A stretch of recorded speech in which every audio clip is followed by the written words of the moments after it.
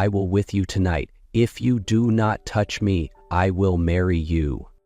A love story filled with passion, intensity, and an unexpected challenge. I promise it will touch your heart deeply. Hey there, lovely soul. Welcome back to Noah's Stories, my dear family. Before we begin, please join me in a heartfelt prayer. Heavenly Father, please bless everyone listening to this story. Grant them happiness, peace, and guide them toward finding their true love. Amen.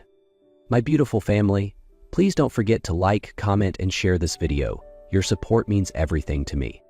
And now, let's step into a fresh morning on the bustling streets of Chicago, where destiny is quietly about to unfold.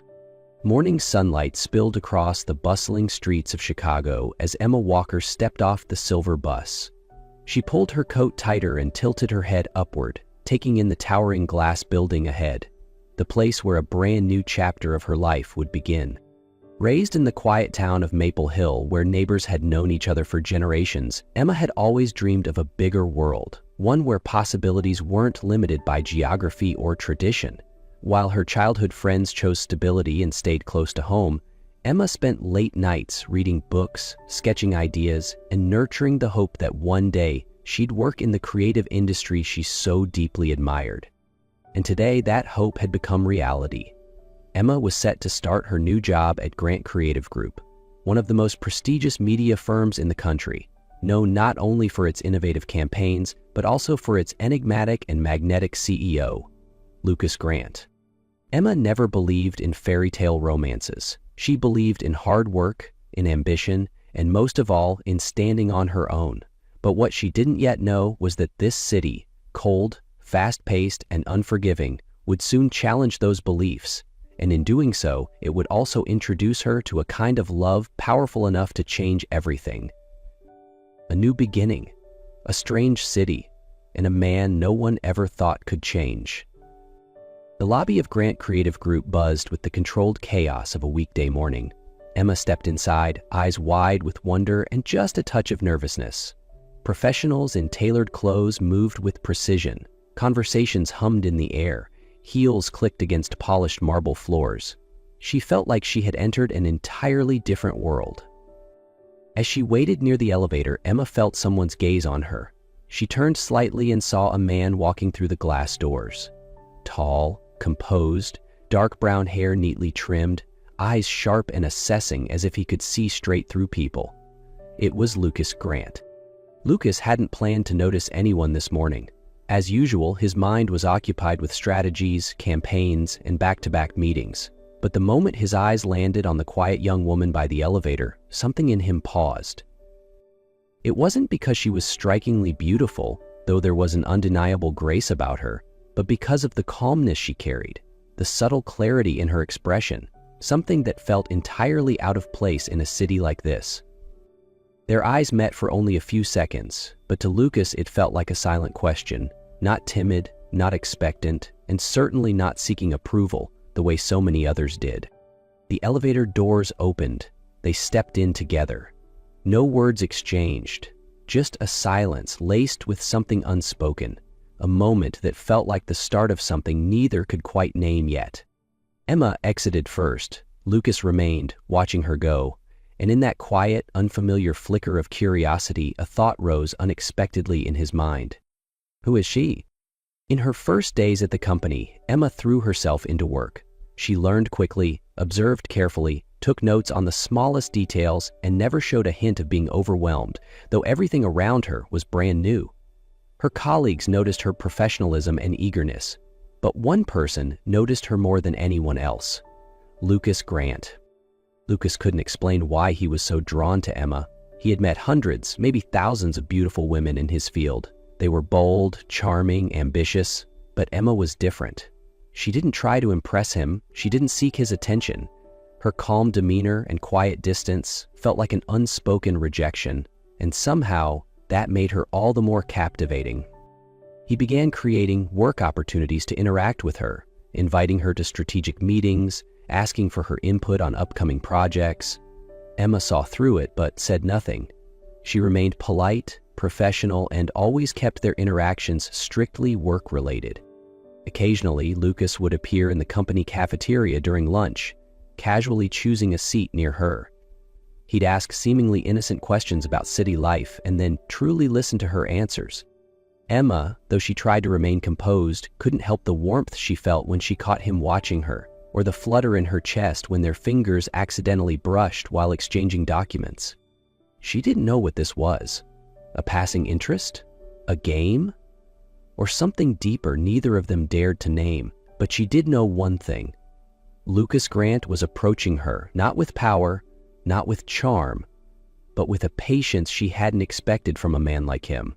A few weeks into Emma's new role, Lucas invited her to attend a company-hosted charity event, a gala fundraiser for rural education initiatives. The invitation was presented professionally with careful wording. Emma hesitated for a while before agreeing, under one clear condition. "I'm going for work, not for you." That evening, Emma arrived wearing a deep blue dress, simple yet elegant. As she stepped into the grand hall, eyes turned toward her, not because she sparkled like the others, but because of the quiet grace she carried into a room filled with glittering lights and practiced compliments. Lucas, in a perfectly tailored tuxedo, greeted her with a look that was different from his usual confidence. Softer, almost cautious. Throughout the night, he refrained from showing off, from charming in the way people expected. Instead, he stayed by her side, introduced her to important guests, and listened, truly listened, when she spoke. When a slow melody began to play, he offered her his hand for a dance. She nodded. As they moved together, Lucas kept a respectful distance, his touch light, as though he were holding something fragile, not trying to possess it. Later that night, they stood on a balcony overlooking the glowing city. The breeze was gentle, the world hushed. Lucas turned to her, voice low and quiet. "Thank you for coming. You made this night different." Emma met his gaze, calm but searching. "Why did you really invite me, Lucas?" He paused before answering. "Because you don't look at me the way others do. You don't see the reputation or the money. You see me." A silence fell between them. Then Lucas took a small step closer, his eyes softening. "I want to kiss you." Emma didn't step back, but she didn't move closer either. Her reply was slow, firm. "I'm not part of your collection, Lucas. I'm not another chapter in your story." For the first time, Lucas had no clever response, only respect in his eyes, and something else, something breaking open inside the man who thought he already knew everything there was to know about women. As time passed, the connection between Emma and Lucas grew undeniable. Though they maintained professionalism at the office, no one could ignore the way Lucas paid attention to her. He didn't just listen, he remembered the little things. Her favorite pastry, the book she was reading, the way she tucked her hair behind her ear when deep in thought, became details he quietly cherished. Then, on a crisp autumn evening, Lucas invited her to dinner at a small Italian restaurant tucked away in a quiet alley. No paparazzi, no lavish setting, just the two of them, a bottle of red wine, and conversations that drifted toward childhood memories, family, and truths no one had ever asked before. As they strolled beneath the soft glow of old street lamps, Lucas stopped and looked at her with quiet seriousness. "Emma, no one has ever made me want to change the way you do." She turned to him, her eyes no longer cold like the first time they met. "And you think that's enough for me to trust you?" "I don't expect you to trust me overnight," he replied, "but I want to walk beside you, not to conquer, but to prove I'm worthy." Weeks later, Lucas proposed. No grand gestures, no headlines, just a vintage ring, sincere eyes, and a quiet promise.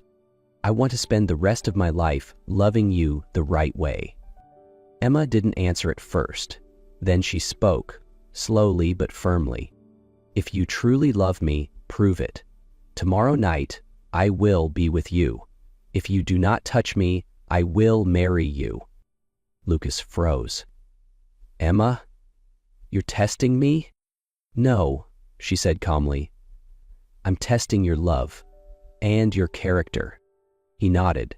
No excuses, no pleading. He understood. This wasn't just a challenge for their relationship. It was his last chance to prove that the man she was choosing was no longer the man he used to be. That night, Lucas failed the test. Just one unconscious moment, a gentle touch on Emma's waist as she shifted in her sleep, was enough to break the vow he had promised to keep. Emma left at dawn. No tears, no anger, just eyes filled with quiet disappointment and a soft whisper, "I had hoped." Lucas remained in his apartment, stunned by his own weakness. For the first time in his life, it wasn't rejection he felt. It was the crushing realization that he had lost something he never truly had, a chance to love and be loved, for real. But this time, he didn't try to win her back with gifts, scripted apologies, or grand romantic gestures.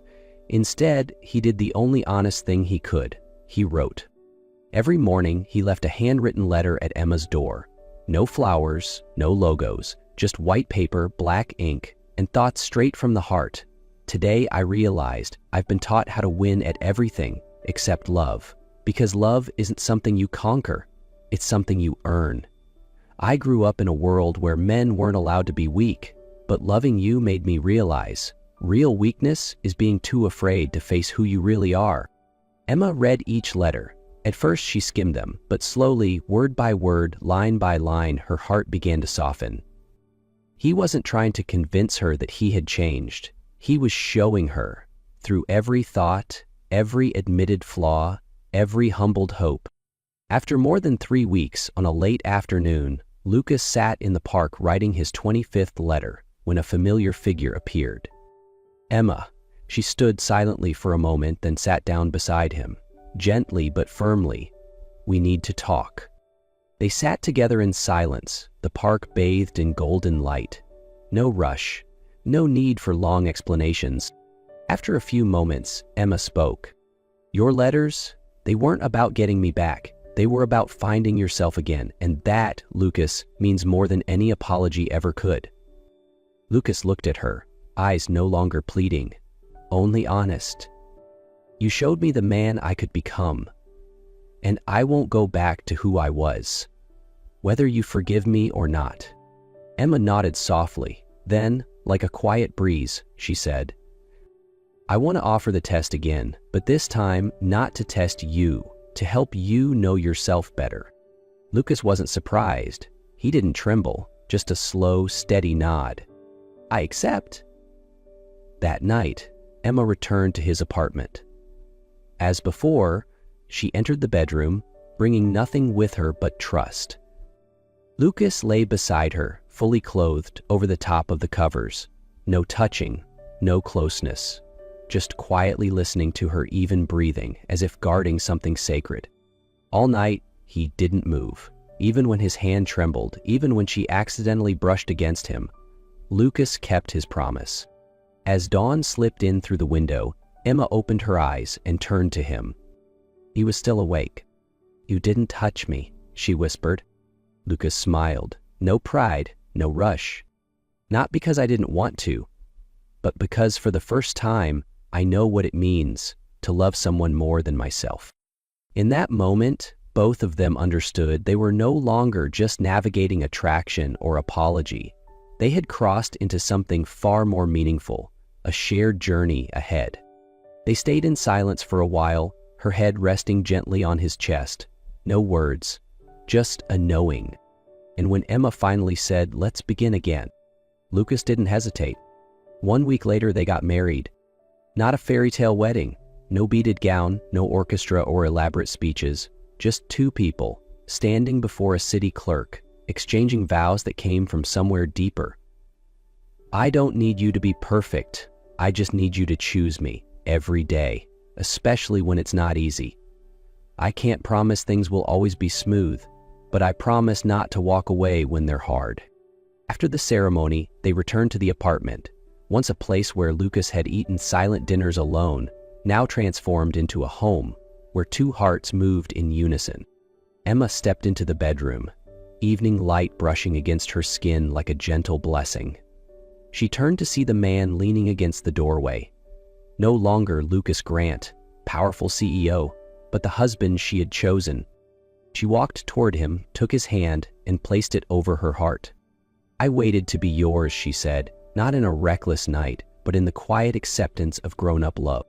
That night, they made love. No more tests, no more barriers, only unity, whispered promises, gentle touches, the kind of love you have to grow into to fully understand. And the next morning, as Emma woke in Lucas's arms, she softly said, "Good morning, my husband." Lucas kissed her forehead, his voice calm and sure. "Good morning, forever starts today." They didn't talk about the past anymore. There was nothing left to prove. What mattered most wasn't what they'd survived. It was the decision to love each other every single day, with kindness, patience, and devotion.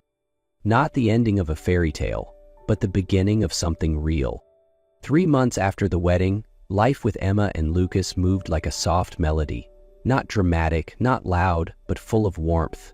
They still worked, still held hands during rushed mornings, still ate dinner together at the little wooden table, where ordinary stories became more precious than the finest wine.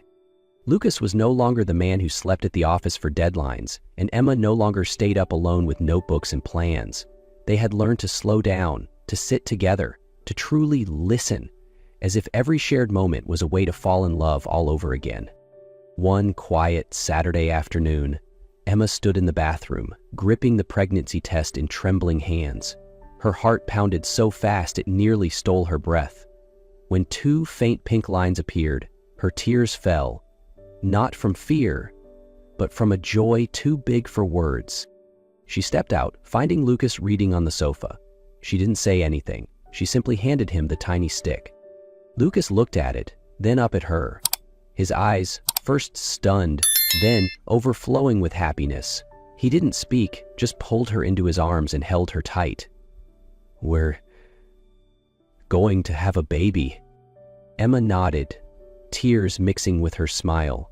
"And I believe this child will grow up in a home full of real love." Lucas leaned down and kissed her forehead. The place that once held worry now filled only with peace. They didn't know what the future would bring, but they knew one thing for sure. Love doesn't end with "I do." True love begins when 2 people choose each other day after day to welcome the most beautiful gift life can offer. And this was only the beginning of everything they had once only dared to hope for.